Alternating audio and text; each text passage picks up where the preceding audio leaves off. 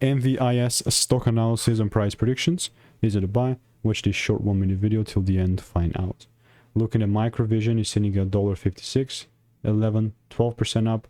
This is ultimately how my chart is looking like. Interesting, right? Yeah, you bet. I've gotten thousands of break predictions over the last 4 years and spent thousands on courses and mentors. By the way, I documented everything. And generally speaking, this is the previous point where I was in, where I called out this long.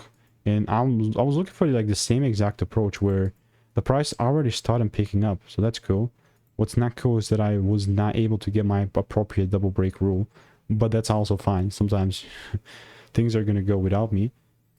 And most definitely we'll continue to keep you updated. So not in a rush whatsoever. There's all these other taker symbols that I'm also keeping an eye on, glancing over. So stay tuned. It's going to be actually a very interesting kind of first quarter of the year. And yeah, so